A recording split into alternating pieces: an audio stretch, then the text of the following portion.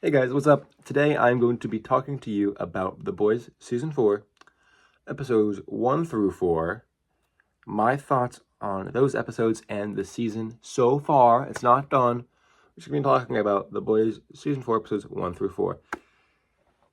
It was a 3-episode premiere, and yesterday, 2 days ago. Anyways, that episode 4 came out. I just watched them all. I'm going to tell you what I think. All right. First of all, as a whole, I think this season is very good. Does it stack up to the likes of 3 and 2?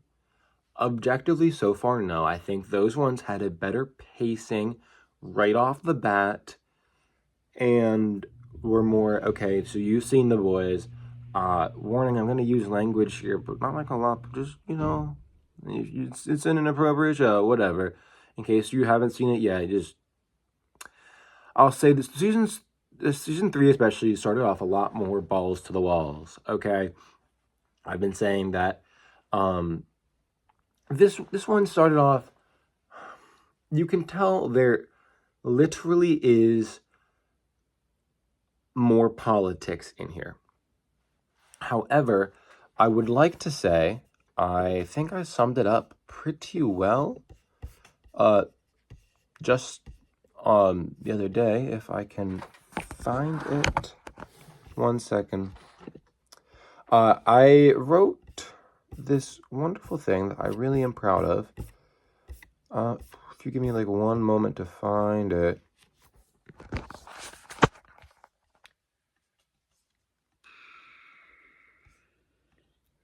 So let's see what I had to say. Anyways, basically, sorry for the wait. Basically, though, I think the tone is still the same. I'll just have to remember what I said. The tone is still the same. Here we go. And it really, every change that we have made so far politically in this show is very natural, it seems. I think the only other exception you might have to make in your brain is that it's election season and they knew that it was going to come out at this time in 2024. But I think truly, we saw, even at the end of season 3, they're setting Homelander up to be a Trump figure. I don't want to get too political with this, but the show in and of itself is politics. Before we move on, I just want to set this up straight off the bat. I defined what The Boys is about. In the past day, I responded to a TikTok comment. I just thought I did this in a very nice way. So before we start, before I get too deep into it, it was like, basically, if you've seen The Boys season 3, there's a moment where it's Kimiko and Frenchie having a dance number, and Kimiko's actress Karen is singing. This is a great time, great number in the show. Anyways, there was a clip of it on TikTok. Someone comments, "What is The Boys even about, bruh?" And I commented, "It's a political satire about power, what you choose to do with it, and who should have it." That's my belief. But I think it seems really right. I said, this theme extends beyond politics at points, and sometimes a lot of points, sometimes it's not, whatever. It does extend beyond politics for a good amount of the show. And it's told through a superhero lens. That is what The Boys is at its core. And it's a political satire first. Then it's about power and what you choose to do with it and who should have it. Told sometimes through political points, often a lot, because it is a political satire, but not all the time. And it's told through a superhero lens, right? And that's what The Boys is. I don't really think it's... If you argue with that, that is where we should start, because that is what The Boys is at its core to me. And I think it's a good definition, that it's about power and stuff like that. Anyways, I think, the second season, as everyone's saying, was about Nazis. So they've always been upfront about it. And I think this is just upfront. It was like, here, Nazis, down the Nazis, up the MAGA. It's things that have existed since the show has come out. They're not making it newer for a newer audience. This has been very here. So you can't really deny that too much, that this is just the frame that they're choosing to put the politics in. Nazis.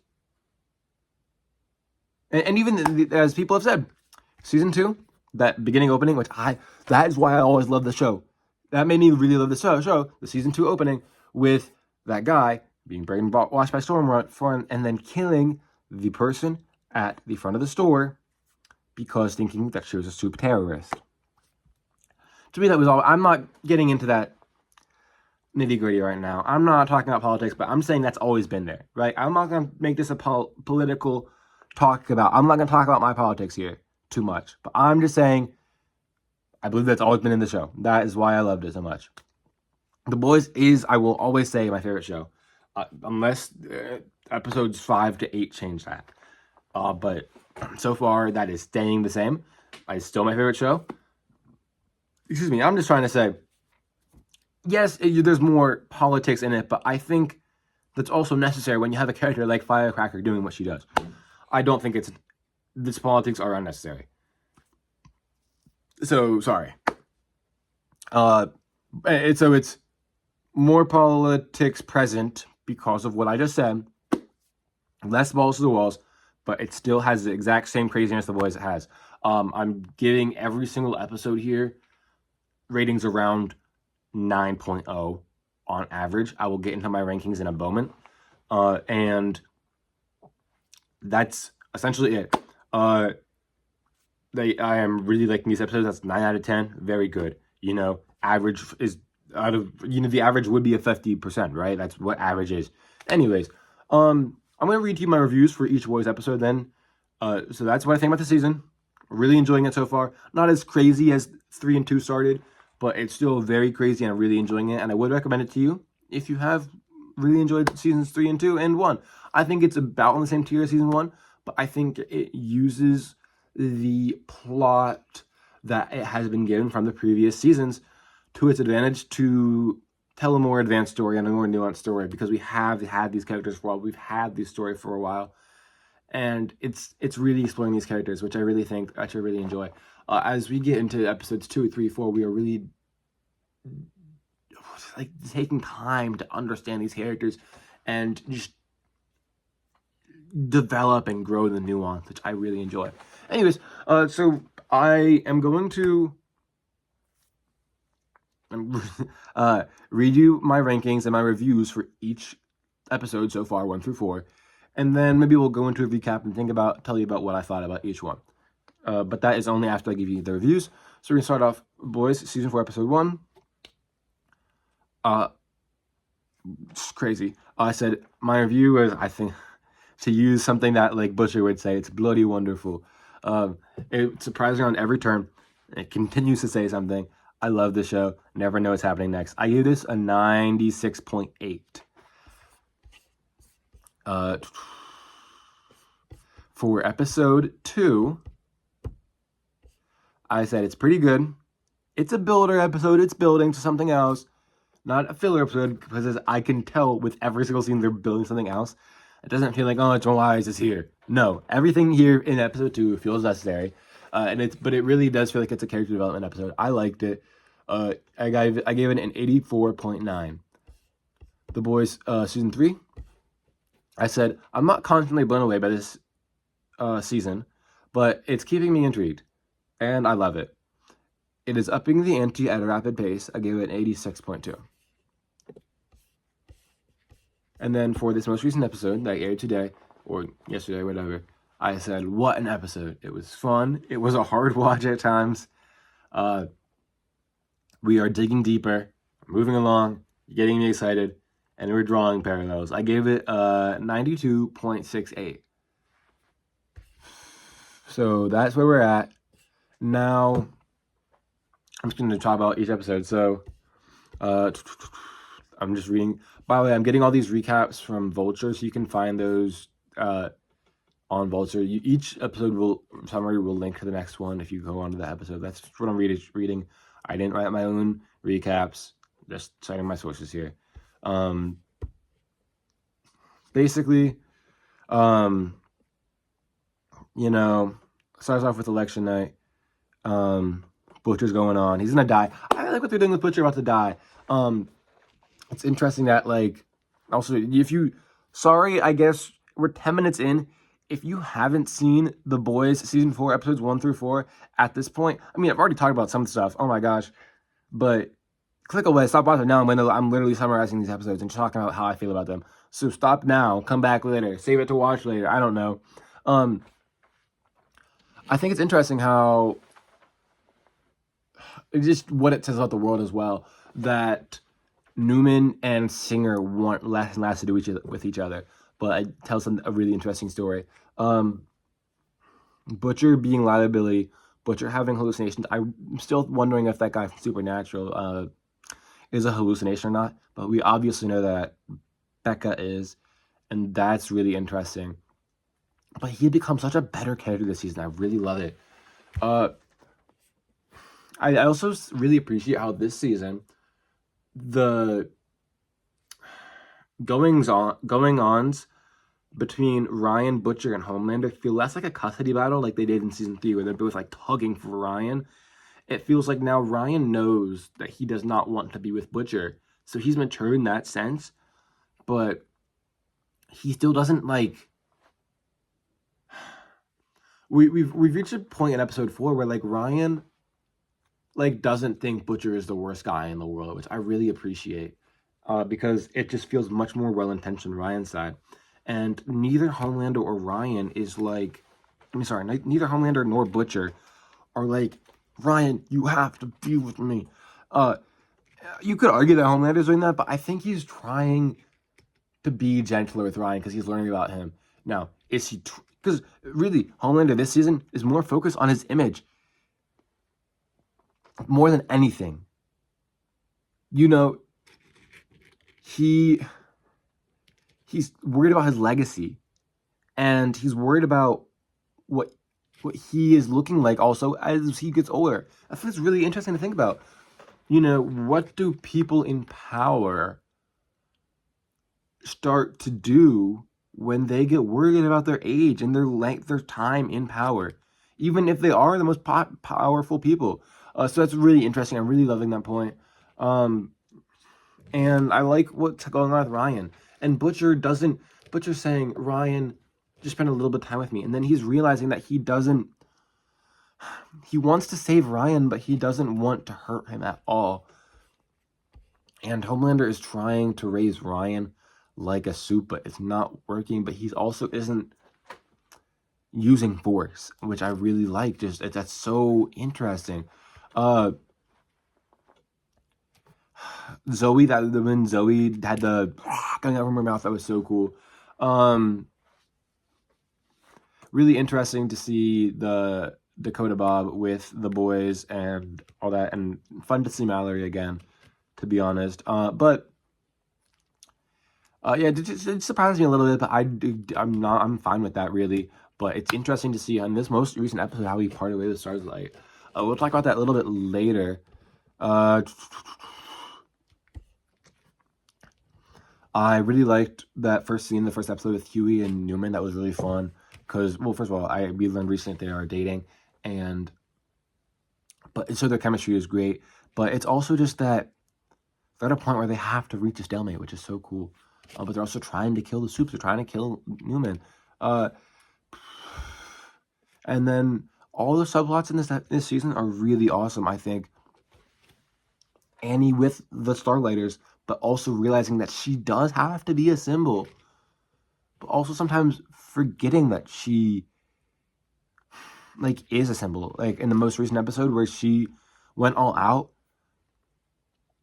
she took far enough away from the spotlight where she forgot there were cameras on her constantly. There was a time where she would have realized that there were cameras on her. Now she doesn't. And there was a thing where, like, if Huey, oh my gosh, I loved this scene. If Huey hadn't stopped her from going out and talking to A-Train, he wouldn't have been nice to them, which I need to talk about A-Train. Oh my gosh. Oh my gosh. Oh, and then, okay, I want to talk about Frenchie too. We are going to talk about Frenchie. But, I love MM as the leader. Oh my gosh. And we're going to talk about Kimiko as well. Oh my gosh. And then Butcher with the cancer. So great. Like, just that's driving him and making him so much of a nicer person. I love it. So that's great. I want more just mention of Gen V. I wish like at some point in this 8 episodes we get even a mention that there are like 4 people just in with superpowers just locked up in the tower. That'd be great. If not, whatever. But we've already have mention of the virus. And I wish that just was a lingering thread somewhere else this season. But it's fine. I like how we're exploring the downfall of Frenchie more. Season 3, he's like, okay, I'm not your bitch anymore. And with the establishment of Starlight's house, obviously he's with Annie and Annie's part of the boys, and he's trying to do good things, right? I also wish we could see Maeve in these 1 to 8 episodes, but it's fine if we don't, because I understand totally. So it makes sense that he's helping out there, you know, because he's also a nice guy. And and also if you haven't noticed that, okay, first of all, Frenchie has always had that singular earring, and if you just dismiss that as European, I mean, okay, sure, I guess.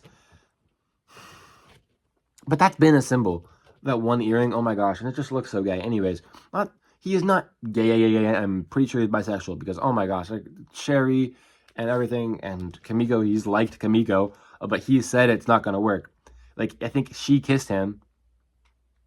He said it's not gonna work, he dismissed it. And now this season, it's obviously not a thing, but anyways, and that, I don't, as far as I know right now, after episode 4, that thing with Colin is over, but that game storyline, yeah, that was great, because it was him reconciling with his past. He hated himself for that. I mean, obviously, we know after season 3 that he's gone through that. He has done the healing needed with that, right? But the people in his past don't know that. He didn't forgive everyone in his past. So I think that's what we're leading to, is that after he got abused by Nina, he's like, oh my gosh, I hate this. I hate what I've done. You know, obviously, we know that, but his victims don't. And then he came face to face with one, fell in love, got close with one, took one in, as Sherry said, and had to just confront that. And he got kind of what he deserved, but he already knew he deserved it. But since he didn't say it, he felt sorry. Oh my gosh, that's just great and genius. I really appreciated that. And Kimiko, let's talk about Kimiko since we talked about Frenchie. Oh my gosh. So she's working more actively with the members of the team. She's talking to people. I love the team up with Hughie, and she's really trying to help out Frenchie. And Frenchie had this great line of dialogue, something about I forget, but it was in season episode 2. It was in the Prime notes if you know what I'm talking about. I forget what it was. But she's trying to get back at Shining Light, which is great. She's having her character arc moment where she's just like healing, but then she also found someone else, and I'm excited to explore it in the future episodes 5 to 8. Because more healing for her. That's what I'm talking about. This series really going into character arcs in the 4th out of 5th season. Excuse me. Oh my gosh. And I'm just really appreciating that. And it's healing for everyone. And she wanted to do speech therapy, and now she's not doing it. And I think what the boys does geniusly is that they do tie all these character arcs into something meaningful for the characters by the end of the season, and it's really great. I really appreciate it. And Kimiko is really just helping Hughie as a great friend. And Hughie, oh my gosh, Frenchie. And Frenchie's not even helping her, like, with speech therapy. I don't think. As far as I remember. And then Hughie, like, his storyline is weird, but I think it's also, it all built up so far to this moment where he, obviously you've seen season 4, episode 4, put that V back in his pocket. So in episode 1, it's like, okay, he neglected his dad. He felt bad because, as we saw in season 3 especially, he became a dick because he wanted power and he felt weak, right?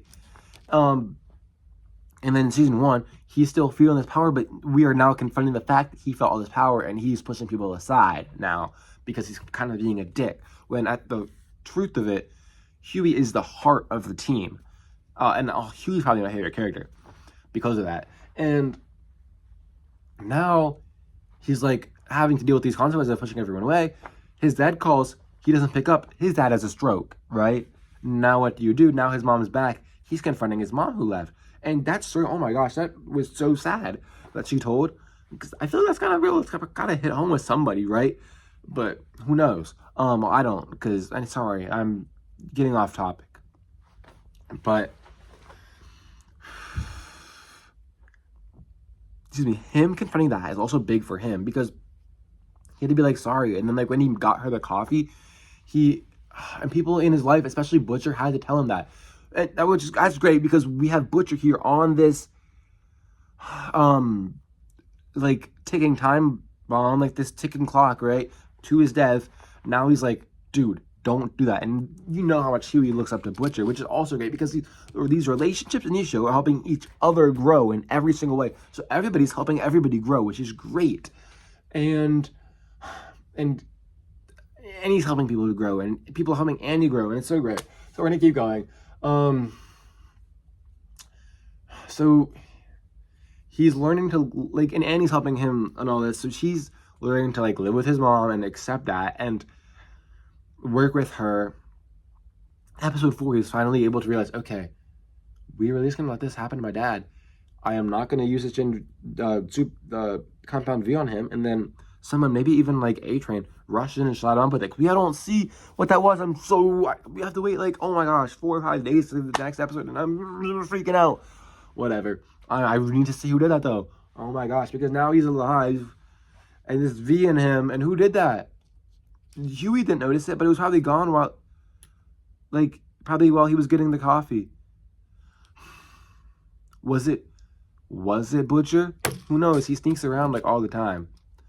Anyways, I'm like what Mother's Milk's doing, but I feel like Marvin could be like, I don't know.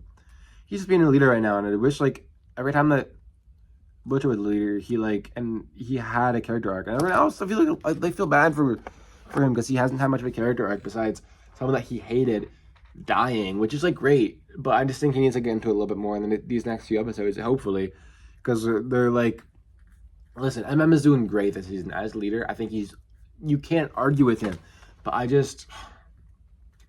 I wish he just had a little bit more growth here. It's whatever. I'm not upset about it really. It's just the one I had to make one complaint about it. And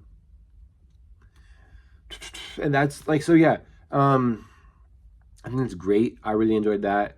And then it's just like him realizing that he can't save his dad and shouldn't do that was just great to me. Yeah. I'm really wondering what's going on with what's her name? Who does Colby her name's Colby Minifie, actually. And she plays, oh my gosh, she's on Broadway. Well, she's a great actor. Good for her.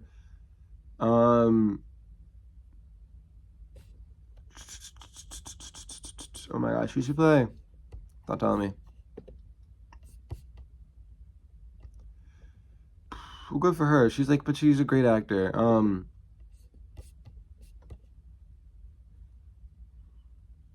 Ashley. Her arc last season was that she was getting so stressful. Now it feels like she's trying to leave because you saw her shred the paper. Oh my gosh, great for her, but awful because I feel bad for her because she's trapped. So anyways, that's great. That's, I don't know. I'm really just enjoying this season. So there's that. Just kind of reading this, just going over this. Oh my gosh. And then him recruiting Sage. I'm really loving Sage's season. So at first I'm like, okay, so she's a smart person. She's awesome. I'm still wondering, does she have a master plan in all this? Or is she really just helping Homelander? Because I feel like she joined the Seven for a reason, to get in that position. Why did she get in that big position? What is in it for her? We haven't quite seen that yet. We've seen her helping Homelander. And then because, to help Homelander, she's helping Firecracker. Because it doesn't, as far as we know right now, it seems like she's not the biggest fan of Homelander. Which has got to mean she's just going along with him. So it doesn't seem like she's pro-Homelander, but she just doesn't want to die. And she likes his power and she's doing what she can to keep it, right? Which is smart of her. Again, smart. But I think what's really been interesting these past 2 episodes is her lobotomizing herself and then getting the deep, well, first of all, close to her and then to lobotomize her. But I feel like, is there even something bigger than that in there? I think the lobotomy thing is really interesting because, yeah, that probably it's gotta hurt, and it's probably really nice to just fry your food and, you know, get laid. Just, why was it? I don't know. That sounds weird. I bet people like don't have sex, say that. I don't know. Just like get it all out of your system, you know. And she seems long, like she seems like she's having long and stressful days. You know, whatever. Good for her, Sage. Anyways, and she's such a fun character to watch. I like how the Deep's kind of like, you know, maybe it's him being a bit of a jerk, but also like maybe that's part of what drove like Ashley to leave a little bit, but like still, I think I like how he's coming into his own a little bit. I really am wondering what is going to happen with Tilda Swinton and what's her name, Ambrosius, because that's really interesting. I don't know. He seems like devoted to her, but I don't know if he's gonna really leave Homelander's side, because then he's just gonna die. But he's like also manning up a little bit. He's reaching higher spots by having a connection with Sage, at least in the evenings. I don't know. I'm really interested.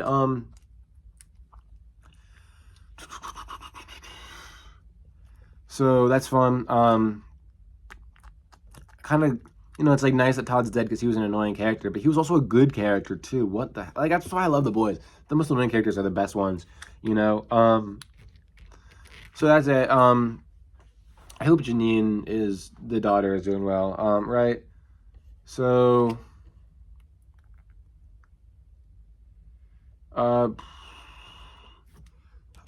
Firecracker is just annoying right now. I hope she can become more meaningful, have a bit of an arc. If not, I'm not gonna be upset about it because she is a symbol.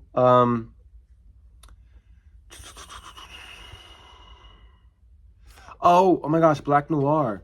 I think it's voiced by Nate Mitchell, but it looks like he has superpowers, right?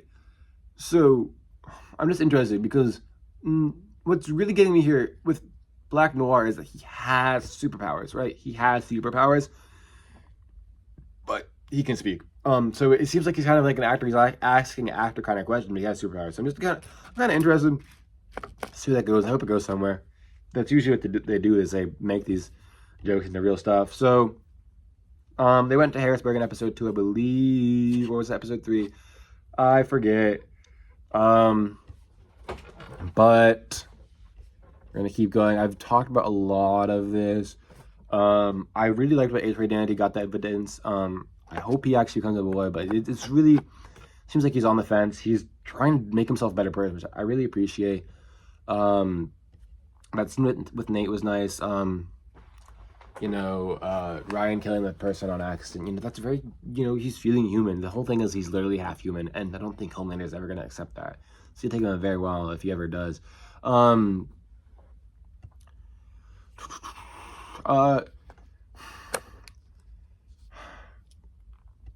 Yeah. What I think I want to talk about is how when Ryan was sad and talking to Homelander about being sad about killing someone, I'm not a parent, but I feel like what he made Homelander feel is something that every parent feels at one time. It's like, what am I doing wrong? And I feel like every parent feels like that, but I feel like the fact that I'm saying every parent feels like that, I'm saying every human parent feels like that. I don't know if every superhuman parent feels like that, but the thing is, Homelander is the only alive as far as we know. You know, we haven't seen Soldier Boy yet. We have to see him again because he's alive. That's got to tie in here. And there's also a virus. And oh my gosh. But he's the only walking superhero parent right now. And you know what? Soldier Boy didn't even have to parent Homelander. So really,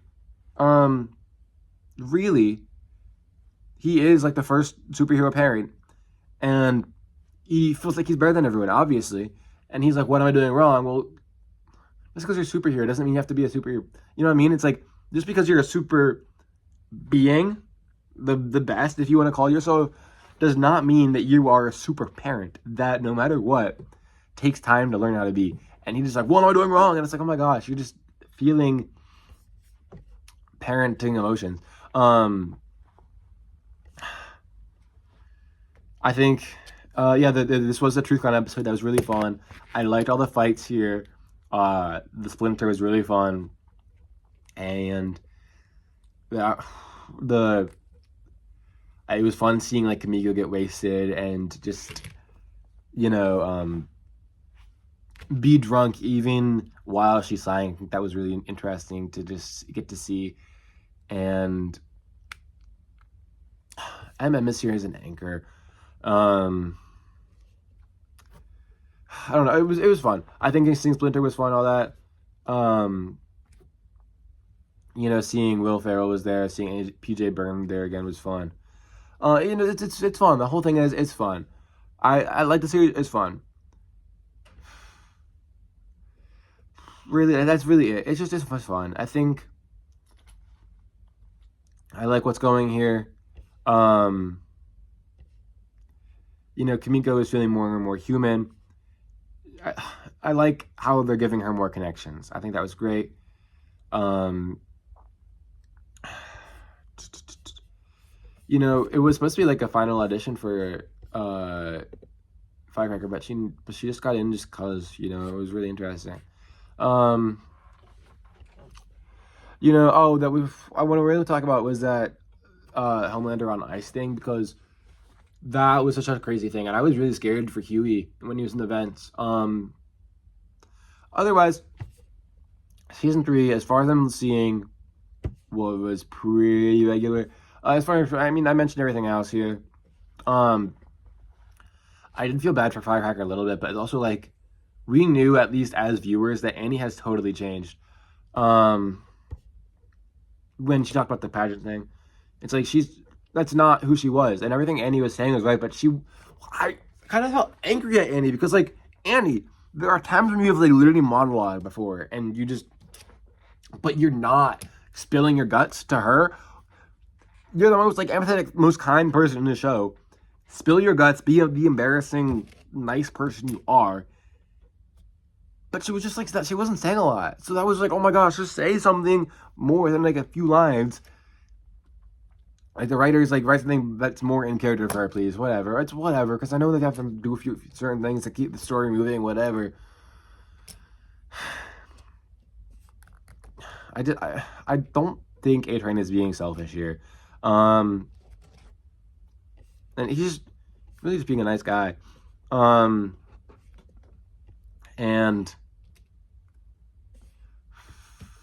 it's great. And Kimiko, Huey, French, he's having more flashbacks to his past. And I really like the scene with Ryan and Butcher playing foosball. Oh my gosh, that was wonderful. I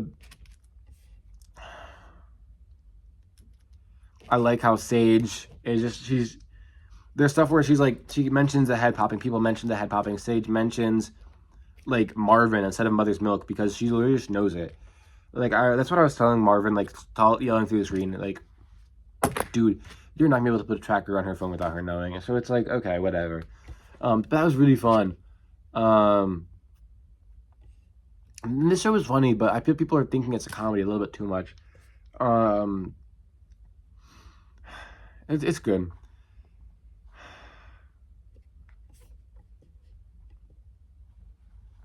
I think, I don't know, I really enjoy this series. I feel like I talked about a lot of it.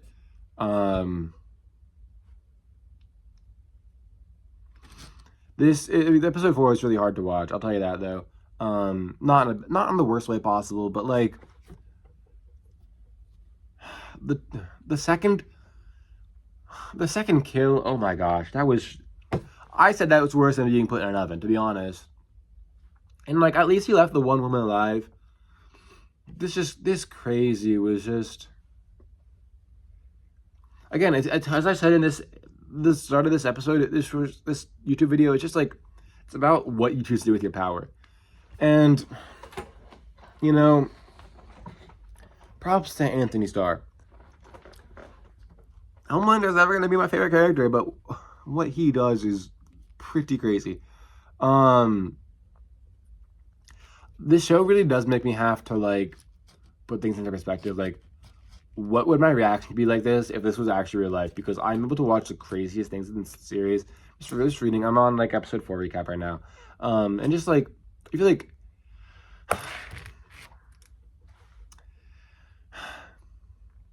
Because, like, Homelander saying... The thing was also with this episode 4, he said...